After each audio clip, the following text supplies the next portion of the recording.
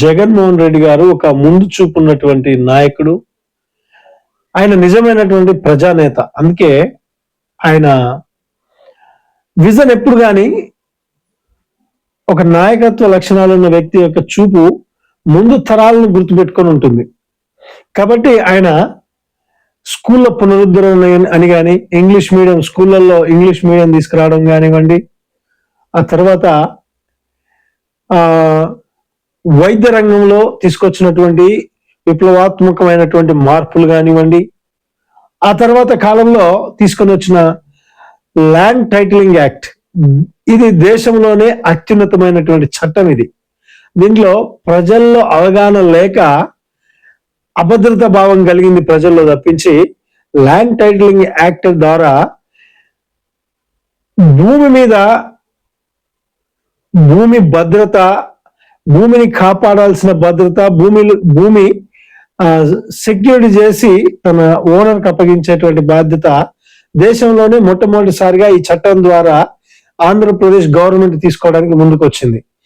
దేశంలో ఉన్నటువంటి రిజిస్ట్రేషన్ చట్టం ఏదైతే ఉందో అది ఒక భూమి మీద హక్కులను ఒక వ్యక్తి నుంచి ఇంకొక వ్యక్తికి ట్రాన్స్ఫర్ చేస్తుందే గాని ఆ భూమి నీదే అనేటువంటి గ్యారంటీ ఇవ్వదు దేశంలో ఉన్నటువంటి రిజిస్ట్రేషన్ చట్టాలు. కానీ ఈ ల్యాండ్ టైటిలింగ్ యాక్ట్ ఏదైతే ఉందో దీని ద్వారా ప్రభుత్వమే నీ భూమికి సంబంధించినటువంటి కంప్లీట్ భద్రత కల్పించడానికి ముందుకు వచ్చింది. అయితే ప్రజల్లో అవగాహన లోపాన్ని బట్టి ఈ చట్టం సరైన విధానంలో ఇంప్లిమెంట్ చేయలేకపోయింది ప్రభుత్వం కూడా.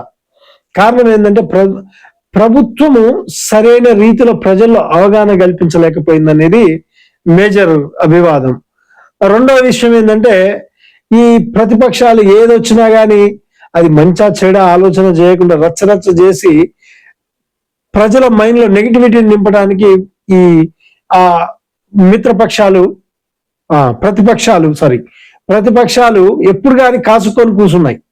ఏంటంటే ఏదొచ్చినా గానీ ప్రభుత్వం మీద బురద జల్లాల, ప్రజల్లో నెగిటివిటీ నింపాలనేటువంటి ఉద్దేశంతో కూర్చొని పనిచేసినాయి. కాబట్టి ఈ చట్టంలో ఉన్నటువంటి గొప్పతనం ఆ రోజు ప్రభుత్వము ప్రజల దగ్గరికి అవగాహన రాలేకపోయింది, ప్రజలు అవగాహన పెంపొందించుకోలేకపోయినారు.